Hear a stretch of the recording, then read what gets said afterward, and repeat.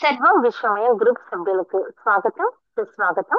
ముందుగా మనందరికీ గురువు గారైన బ్రహ్మశ్రీ పత్రిజ గారు, అమ్మ స్వర్ణమాలంబ గారికి కృతజ్ఞతలు తెలుపుకుంటూ, సతీ సమేత సప్త ఋషుల అనుగ్రహంతో మరియు అవతార్ బాబాజీ గారి అనుగ్రహంతో, ఆది శంకరాచార్యుల అనుగ్రహంతో మరియు శైలేష్ మాస్టర్ యొక్క ఆశీస్సులతో ఈ రోజు మనము భగవద్గీత సెషన్ ని మొదలు పెడదాము. ఆ, ఈ రోజు విశ్వకర్మ జయంతి సందర్భంగా రాధా మేడం గారు ఆ, ఒక 4 మాటలు మాట్లాడతారు. దాని తర్వాత మనము భగవద్గీతని మొదలు పెట్టుకుందాం. Radha madam. Thank you Rama madam. ఈ అవకాశం ఇచ్చినందుకు మీకు కృతజ్ఞతలు. ముందుగా సర్వం విశ్వమయం గ్రూప్ సభ్యులకు, యూట్యూబ్ ప్రేక్షకులకు విశ్వకర్మ జయంతి శుభాకాంక్షలు. విశ్వకర్మ గారి గురించి ఒక 4 మాటలు చెప్తానండి. ఆది కార్మికుడు విశ్వకర్మ. మేడం కొంచెం పంచ ఇంకా కొంచెం మీరు కొంచెం గట్టిగా మాట్లాడండి మేడం. ఆది కార్మికుడు విశ్వకర్మ. పంచకర్మల సృష్టికర్త విశ్వకర్మ. పనిముట్లు సృష్టించిన మహనీయుడు విశ్వకర్మ. విష్ణు చక్రము, హనుమంతుని గద, కత్తి, సుత్తి, కొడవలి, ఇలా అన్ని కుటీర పరిశ్రమలకు అవసరమయ్యే సాధనాలను కనిపెట్టింది విశ్వకర్మ. ఇంద్రభవనం నిర్మించిన ఇంజనీరు విశ్వకర్మ. వాస్తు శిల్పి విశ్వకర్మ. విశ్వకర్మ శిష్యుడు మయుడు, ఇతను వయసభను నిర్మించాడు. కార్మిక వ్యవస్థకు పురుడు పోసింది కూడా ఈ విశ్వకర్మయే. విశ్వకర్మయే సృష్టికర్త అని చెప్తున్నారు. మన గ్రూప్ ఉద్దేశం కూడా అదే కదా, విశ్వమే కదా. అందుకు ఒక రోజు ఈ రోజు స్మరించుకుంటూ ఈ కార్యక్రమాన్ని ముందుకు తీసుకెళ్లాలని రమా మేడంని కోరుతున్నాను. థ్యాంక్ యూ అండి. Thank you ma'am. చాలా ధన్యవాదాలు మీకు. ఉమ్, గీతా పారాయణ విధానం, మనం భగవద్గీతను మొదలు పెట్టుకుంటున్నాం కదా. మొదలు పెట్టుకునే ముందు మనము గీతా పారాయణ విధానం ప్రార్థనా శ్లోకాలను చెప్పుకుంటాము. వాటిని మనము రోజుకు ఒక్కొక్కటి పెంచుకుంటూ పోతున్నాము కదా. నిన్న 3 చదువుకున్నాము, ఈ రోజు అలాగే చదువుకుంటూ వెళ్దాము. అందరం చెప్దాము. ఓం గురు బ్రహ్మ గురుర్విష్ణు గురుర్దేవో మహేశ్వరः గురు సాక్షాత్ పరబ్రహ్మ తస్మై శ్రీ గురవే నమః. అఖండమండలాకారం వ్యాప్తం येन చరాచరం తత్పదం దర్శితం येन తస్మై శ్రీ గురవే నమః. బ్రహ్మానందం పరమసుఖదం కేవలం జ్ఞానమూర్తిం ద్వంద్వాతీతం గగన సదృశం తత్వమస్యాదిలక్ష్యం ఏకం నిత్యం విమలమచలం సర్వధీ సాక్షిభూతం భావాతీతం త్రిగుణరహితం సద్గురుం తం నమామి. ఓం అసతో మా సద్గమయ తమసో మా జ్యోతిర్గమయ మృత్యోర్మా మృతంగమయ. ఓం సహనా భవతు సహనౌ భునక్తు సహ వీర్యం కరవావహై తేజస్వినావధీతమస్తు మా విద్విషావహై. ఓం పూర్ణమదః పూర్ణమిదం పూర్ణాత్ ముదచ్యతే పూర్ణస్య పూర్ణమాదాయ పూర్ణమేవావశిష్యతే. ఓం శాంతి శాంతి శాంతి. ఓం గీతాశాస్త్రమిదం పుణ్యం యః పఠేత్ ప్రయతః పుమాన్ విష్ణోః పదమవాప్నోతి భయశోకాదివర్జితః. గీతాధ్యయనశీలస్య ప్రాణాయామా పరస్య చ నైవ సంతి హి పాపాని పూర్వజన్మ కృతాని చ. హరే కృష్ణ. ఇంతవరకు ఈరోజు ఈ ప్రార్థనలు ఇంతవరకే. ఇప్పుడు మనము భగవద్గీత నిన్న చెప్పుకున్నాం కదా మనము ఏమని. భగవద్గీత శ్రీకృష్ణుడు ఏ విధంగా చెప్పాడు ఏంటి అనేది కూడా మనము నిన్న తరగతిలో జరిగింది మనకి ఇదంతా.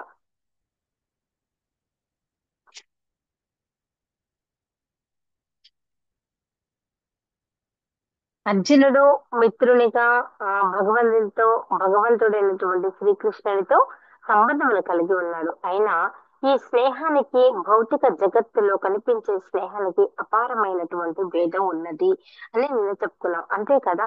నిజమైన స్నేహానికి అంటే భౌతికంగా ప్రస్తుతం ఉన్నటువంటి మన సమాజంలో ఉన్నటువంటి స్నేహానికి మరి శ్రీకృష్ణ పరమాత్ముడు అర్జునుడికి ఉన్నటువంటి స్నేహానికి చాలా తేడా ఉంది అని చెప్తున్నారు. ఇక్కడ భేదం చాలా ఉంది. ఈ రోజుల్లో చూడండి, స్నేహంగా ఉంటే ఎలా ఉంటారు.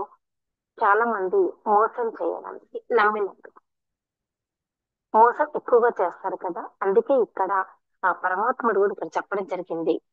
భౌతిక జగత్తులో కనిపించే స్నేహానికి మరియు ఈ స్నేహానికి అపారమైనటువంటి భేదం ఉన్నది అని చెప్పారు మనకు. ఇది దివ్యమైనటువంటి స్నేహం. దీనిని అందరూ పొందలేరు. నిజమే కదా. ఎంతో అదృష్టం ఉంటేనే కానీ మన మనము మనకు నమ్మిన ప్రాణాలు ఇచ్చేటటువంటి స్నేహితుడు దొరకడం కూడా చాలా అదృష్టం అన్నమాట. ఇక్కడ అలాగే చెప్తున్నారు ఆ శ్రీకృష్ణ పరమాత్ముడు. ప్రతి ఒక్కరు కూడా భగవంతుడితో ఒక ప్రత్యేకమైనటువంటి సంబంధాన్ని కలిగి ఉన్నారు. భగవంతుడితో ప్రత్యేకమైనటువంటి సంబంధాన్ని కలిగి ఉన్నారు. కానీ భక్తి యొక్క పూర్ణత్వము ద్వారా ఆ సంబంధము జాగృతం అవుతుంది.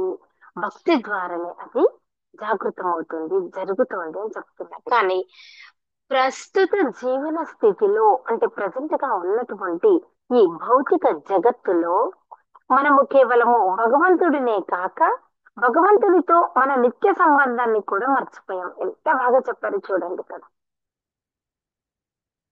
భగవంతుడినే కాదు, భగవంతునితో ఉన్నటువంటి నిత్య సంబంధాన్ని కూడా మనం మర్చిపోయాము అని చెప్తున్నారు. ఇది చాలా చాలా కరెక్ట్ ఇది. ఎందుకంటే మనకు తెలుస్తుంది కదా, భగవంతుడు నిజంగా లేవగానే ఎంతమంది పూజ చేసుకుంటున్నారు. పూజ చేసుకుని అట్లీస్ట్ కనీసం ధ్యానంలో కూర్చోవడం కానివ్వండి ఏంటి అనేది ఎంతమంది ఆలోచిస్తున్నారు. లేదు కదా, ఆలోచించట్లేదు వాళ్ళు. ఇక్కడ భగవంతుడు కూడా అదే చెప్తున్నాడు. ఫ్రెండ్స్, వినండి, చూడండి, తెలుసుకోండి. ఎంత పరిగెడుతున్నాం మనం ఈ కాలంలో. లేదు అసలు ఒక మంచి స్నేహం లేదు. ఆ భగవంతుని యొక్క నిత్య సంబంధాన్ని కలిగినటువంటి అనుబంధము కూడా లేదా భగవంతునితో. అన్నీ మర్చిపోయాం మనము. ప్రతి ఒక్కటి భగవంతునితో మన నిత్య సంబంధాన్ని కూడా మనము మర్చిపోయాము. కోటాను కోట్ల జీవరాశులలో ప్రతి జీవుడు భగవంతునితో ఒక ప్రత్యేకమైనటువంటి నిత్య సంబంధాన్ని కలిగి ఉన్నాడు. అదే స్వరూపము అని చెప్పబడుతుంది. అందుకే అర్జునుడు ఏ విధంగా భగవద్గీతను అంగీకరించాడో తప్పక మనము గమనించాలి. అర్జునుడు ఈ విధంగా పలుకుతున్నాడు శ్రీకృష్ణ భగవాను గురించి. ఏమని? స్వామి, నీవు దేవదేవుడవు, పరంధాముడవు, పవిత్రుడవు, పరమ సత్యముడవు. అవునా? పరమ సత్యము. నీవు నిత్యుడవు, దివ్యుడవు, ఆది పురుషుడవు, పుట్టుక లేనివాడవు, మహోత్కృష్టుడవు, నారదుడవు, అసితుడు, దేవునుడు మరియు వ్యాసుడు వంటి మహర్షులందరూ నిన్ను గురించిన ఈ సత్యాన్ని ధృవపరిచారు. ఇప్పుడు నీవు స్వయంగా దీనిని నాకు ప్రకటిస్తున్నావు. ఓ కృష్ణ, నీవు నాకు చెప్పినదంతా సత్యమని నేను పూర్తిగా అంగీకరిస్తున్నా. ఓ దేవదేవ, దేవతలు గాని దానవులు గాని నీ స్వరూపాన్ని తెలుసుకోలేరు. చూసారా? దేవతలు గాని మరియు దానవులు గాని నీ స్వరూపాన్ని తెలుసుకోలేరు అని ఎంత బాగా చెప్తున్నాడు కదా ఆ అర్జునుడు శ్రీకృష్ణ భగవానుడు చాలా చక్కగా చెప్పారు ఇక్కడ. అందుకే భగవద్గీతను భగవాను నుండి వినిన తర్వాత అర్జునుడు అతనిని పరబ్రహ్మగా అంటే పరబ్రహ్మగా తను అంగీకరించారు, సమ్మతించారు అన్నమాట.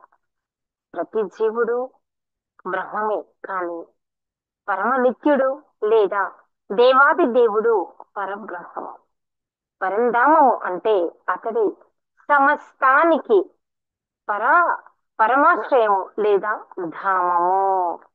పవిత్రం అంటే అతడు విశుద్ధుడు, భౌతిక కల్మషము చేయి కలుషితం కానటువంటి వాడు. భౌతిక కల్మషము చేయి ప్రస్తుతం ఉన్నటువంటి ఈ సమాజంలో ప్రస్తుత జగత్తులో ఎలాంటి కల్మషము లేనటువంటి వాడు.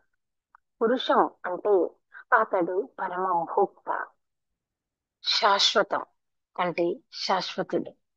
దివ్యం అంటే దివ్యమైన వాడు. ఆది దైవం అంటే ఆది పురుషుడు. అజం అనే పుట్టుక లేనివాడు. విభుం అంటే పరమోత్కృష్టుడు అని అర్థం. ఇక్కడ శ్రీకృష్ణుణ్ణి అర్జునుడు భగవద్గీత బోధించేటటువంటి సమయంలో తను ఏ విధంగా అంగీకరించారు అనేది ఇక్కడ మనకి తెలుస్తుంది. అంటే మనం చెప్పుకున్నాం కదా భగవద్గీత ఆ, నిన్న అడిగినటువంటి ప్రశ్నలలో ఏ విధంగా స్వీకరించాలి, భక్తి భావనతో భగవద్గీతను స్వీకరించాలి. ఊరికనే కాదండి, ఏదో భగవద్గీత చెప్తున్నారు ఏదో విందాంలే ఏదో టైం పాస్ కాదు. ఏ విధంగా స్వీకరించాలి? భక్తి భావనతో మనస్సుతో దాన్ని అంగీకరించాలి. ప్రతి ఒక్కదాన్ని వదలకుండా చదవండి. జీవితం యొక్క పరమార్థం తెలుస్తుంది. జీవితం సరిపోదండి ఈ భక్తికి, ఈ మన భగవద్గీతను బోధించడానికి, చెప్పడానికి, భగవద్గీతను అర్థం చేసుకోవడానికి. అర్థం చేసుకున్న వాళ్ళందరూ ఇక్కడ లేరు, ఎక్కడో ఉన్నారు. స్వామి వివేకానంద ఎన్నిసార్లు చదివారు? ఆది శంకరాచార్యులు భగవద్గీతను పూర్తిగా చదివి తెలుసుకున్న వారు అందరూ మహాత్ములుగానే ఉన్నారు. మనం ఇప్పుడు మొదలు పెట్టాం, దీనికైనా సంతోషమే. ఫ్రెండ్స్ అందరూ వినండి, వినండి, చూడండి, చదవండి. ఏంటి గొప్పతనం అనేది చూడండి. మన సంస్కృతి ఏంటి, మన సంప్రదాయం ఏంటి. మనం ఎంత మంచి పుస్తకాన్ని, ఎంత మంచి వేదాలను, పురాణాలను కలిగి ఉన్నామో ఫ్రెండ్స్ మనం. కానీ దాన్ని మాత్రం మనము పట్టించుకోవడం లేదు. నా యొక్క చిన్న తాపత్రయమే ప్రతి ఒక్కరికి అందించాలన్నది నా కోరిక. దాన్ని ఆదరిస్తున్న మీ అందరికీ నా ధన్యవాదాలు తెలుపుకుంటూ ఈ రోజు మనం భగవద్గీత శ్లోకాలలోనికి వెళ్ళిపోతాం.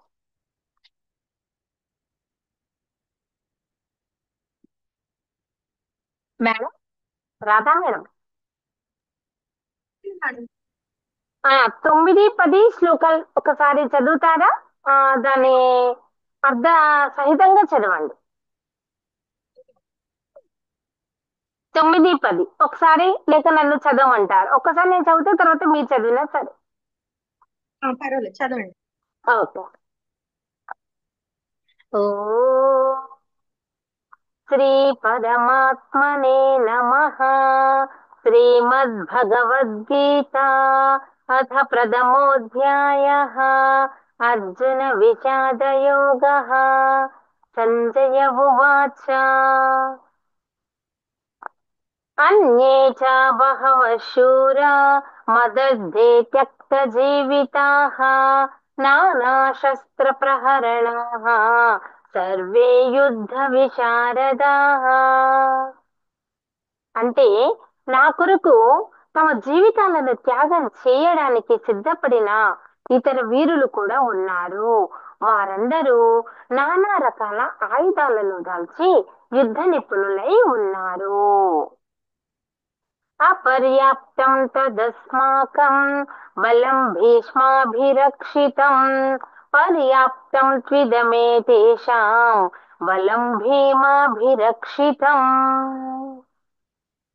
మన బలము అపరిమితంగా ఉన్నది. మనము భీష్మ పితామహునిచే సంపూర్ణంగా రక్షింపబడుతున్నాము. కాగా భీమునిచే జాగ్రత్తగా రక్షింపబడే పాండవ బలము పరిమితముగా ఉన్నది కదా. ఇక్కడ ధృతరాష్ట్రుడు ముందు అడుగుతాడు కదా, ఎంతమంది ఉన్నారు, ఏమి ఉన్నారు పాండవులు, ఇదంతా జరుగుతుంది కదా అనంటే దానికి సంజయుడు చెప్తున్నటువంటి సమాధానం అన్నమాట ఇది.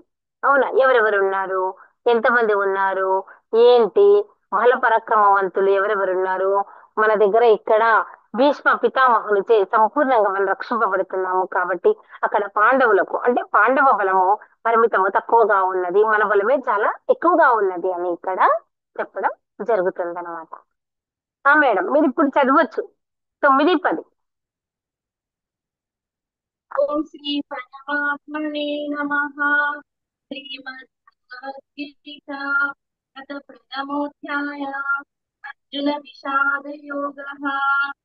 సంజయ ఉవాచ అన్యే చ బహవః శూరా మదర్తే తత్ర జీవితః నానాశస్త్ర ప్రహరణాన సర్వే యుద్ధ విశారదః. మేడం కొంచెం గట్టిగా చెప్తారా, కొంచెం ఎందుకంటే వినిపించట్లేదు.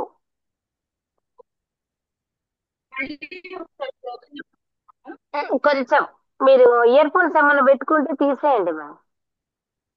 లేదండి. లేదా? ఓకే చెప్పండి మ్యామ్.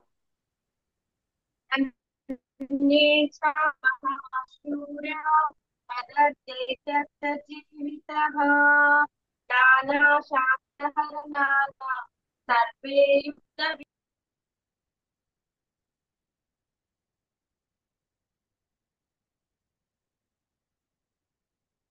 హలో హలో మేడం ఆ, చెప్పండి మ్యామ్, చెప్పండి. పెట్టుమంది శూరులను వీరులను మన సైన్యమునందు కలరు. వీరందరూ యుద్ధ విశారదులు, నానా శాస్త్రధారులు, నా కొరకు తమ ప్రాణములను నొడ్డి అయినను యుద్ధము చేయుటకు సిద్ధముగానున్నారు. అపర్తాప్యం తదాస్మకం బలం భీష్మాభిరక్షితం పర్యాప్తం త్విదమే తేషాం బలం భీమాభిరక్షితం. భీష్మ పితామహునిచే సురక్షితము, అపరిమితంగానున్న మన సైన్యము అజేయమైనది. భీమునిచే రక్షింపబడుతూ పరిమితంగానున్న పాండవ సైన్యమును జయించుట సులభం. వెరీ గుడ్, బాగా చెప్పారు మ్యామ్. ఇప్పుడు 11వ శ్లోకం మొదలు పెట్టుకుందామా? ఓకే. అయనేషు చ సర్వేషు యదా భాగమవస్థితాః భీష్మమేవ భీష్మమేవాభిరక్షन्तు భవంతః సర్వ ఏవ హి. అయనేషు చ సర్వేషు, అయనేషు చ సర్వేషు అన్నాడు. అయనేషు అంటే ముఖ్య స్థానాలలో అని అర్థం. అయనేషు చ సర్వేషు ముఖ్య స్థానాలలో, అయనేషు చ కూడా, సర్వేషు సర్వత్రా, అయనేషు చ సర్వేషు అంటే ముఖ్య స్థానాలలో కూడా, సర్వత్రా అందరూ అని. అయనేషు చ సర్వేషు యథా భాగమవస్థితాః, యథాభాగం అంటే వివిధముగా ఏర్పాటు చేయబడినట్లు, వివిధముగా ఏర్పాట్లు చేయబడినట్లు, అవస్థితాః నిలిచి, నిలిచి అని అర్థం అన్నమాట.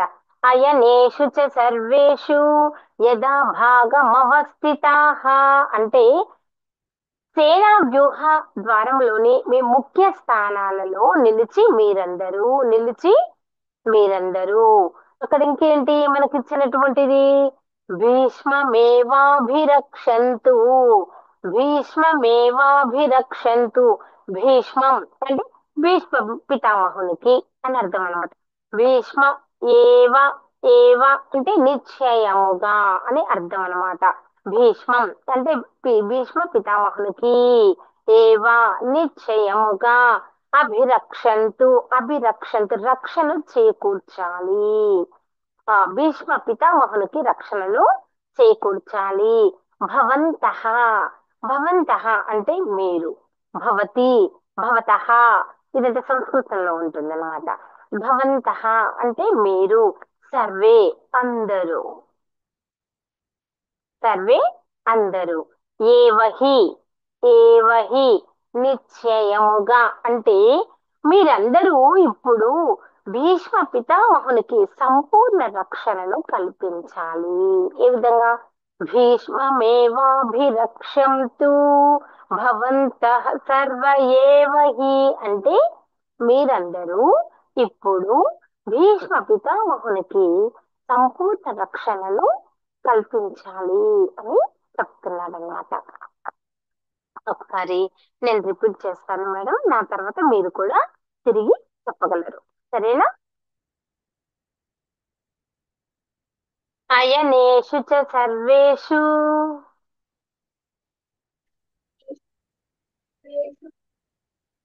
Hello madam. మేడం, మీ వాయిస్ నాకు వినిపించట్లేదు మేడం. అయనేషు చ సర్వేషు అయనేషు చ సర్వేషు యథా భాగమవస్థితాః యదా భాగమవస్థితాః భీష్మమే భీష్మమేవాభిరక్షन्तు భీష్మమేవాభిరక్షन्तు భవంతః సర్వ ఏవ హి. భవంతః సర్వ ఏవ హి. Very good. దీని అర్థం తెలుసు కదా మేడం? చెప్పనా మళ్ళీ? తెలుసండి. తెలుసు కదా. ఒకసారి ఇప్పుడు మీరు చదవండి ఆ శ్లోకాన్ని చెప్పి ఒక్కసారి అర్థాన్ని చెప్పండి. అయనేషు చ సర్వేషు యథా భాగమవస్థితః భీష్మమేవాభిరక్షन्तు భవంతః సర్వ ఏవ హి. కనుక మీరందరూ మీ మీ స్థానములలో సుస్థిరముగా నిలిచి అన్ని వైపుల నుండి నిశ్చయముగా భీష్ముణ్ణి రక్షించుతుండు. అవునా? వెరీ గుడ్, చాలా బాగా చెప్పారు మేడం. ఇప్పుడు 12వ శ్లోకం.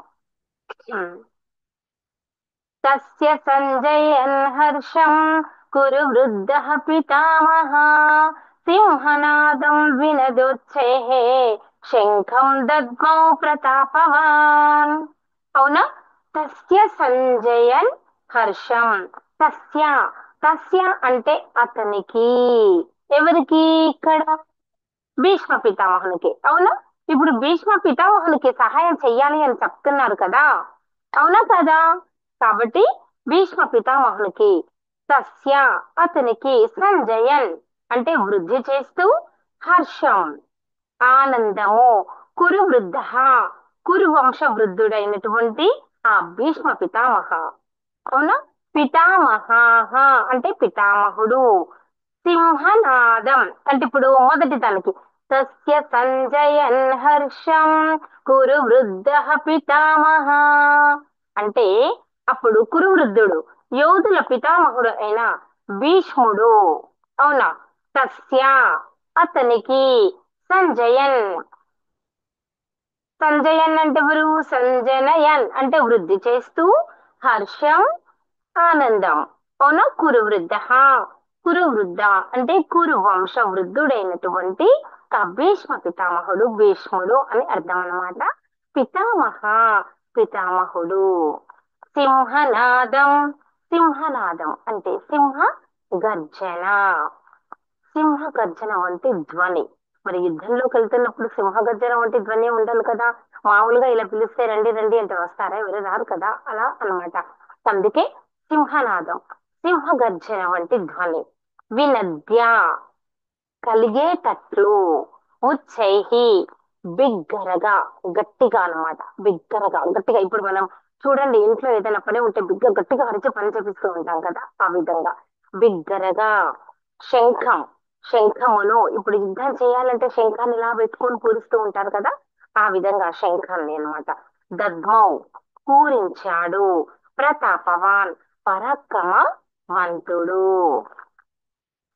తస్య సంజనయన్ హర్షం కురు వృద్ధః పితామహః సింహనాదం వినదోచ్చైః శంఖం దద్మౌ ప్రతాపవాన్. దీని యొక్క అర్థం, అప్పుడు కురువృద్ధుడు, యోధుల పితామహుడు అయిన భీష్ముడు దుర్యోధనునికి ఆనందం చేకూరుస్తూ సింహగర్జన వంటి ధ్వని కలిగేటట్లుగా తన శంఖమును బిగ్గరగా పూరించాడు. మేడం అర్థమైందా? అయిందండి. మరి శ్లోకం చెప్పనా, చెప్తారా? మీరు ఒకసారి చెప్తూ మీరు ఆ, పలికినప్పుడు నేను పలుకుతాను. సరే సరే, ఓకే, వెరీ గుడ్, చెప్పండి. తస్య తస్య సంజనయన్ సంజనయన్ హర్షం హర్షం కురువృద్ధః వృద్ధః పితామహాః. పితామహాః.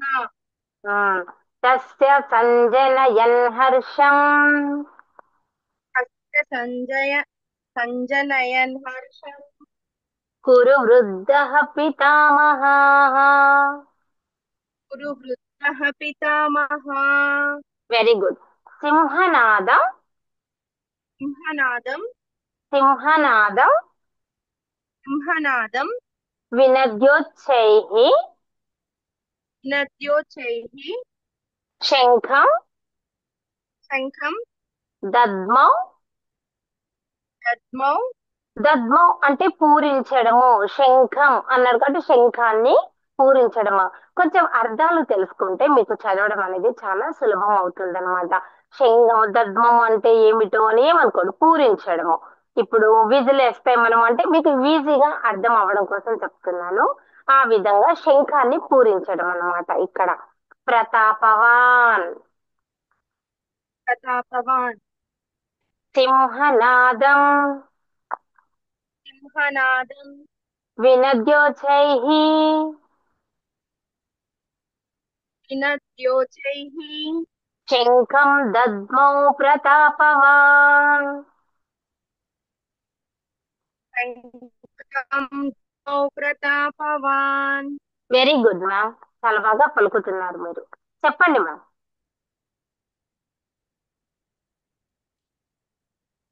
తస్య సంజనయన్ హర్షం కురు వృద్ధః పితామహः సింహనాదం వినద్యోచ్చైః శంఖం దద్మౌ ప్రతాపవాన్.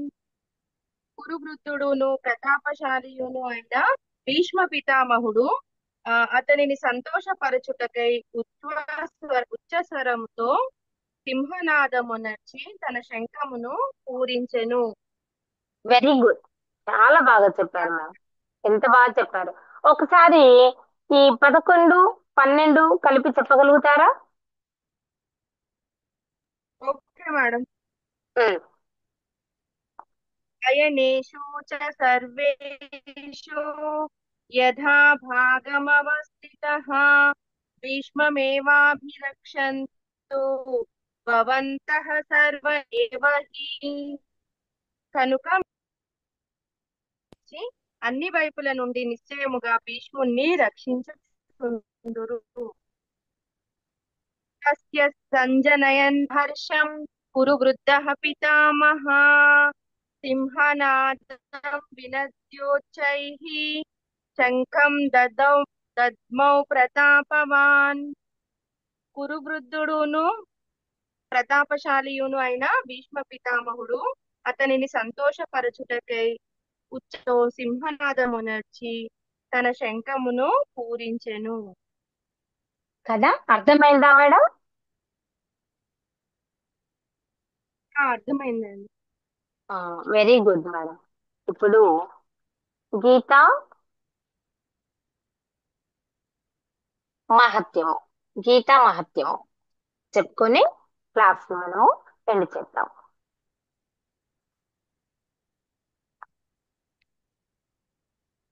నిన్న 4 వరకు చెప్పుకున్నా ఏమని భూదేవి విష్ణు భగవాను గురించి ఏ విధంగా ప్రశ్నించింది, దానికి శ్రీ మహావిష్ణువు ఏమి చెప్పారు, మరియు ఏ విధంగానైతే పాపాలు అంటుతాయా అని అడిగిన దానికి తామరాకును నీరంటనట్లు గీతాధ్యయనం చేయువానిని మహా పాపములు కూడా కొంచెమైనను అంటకుండును అని శ్రీ మహావిష్ణువు చెప్పడం జరుగుతుంది.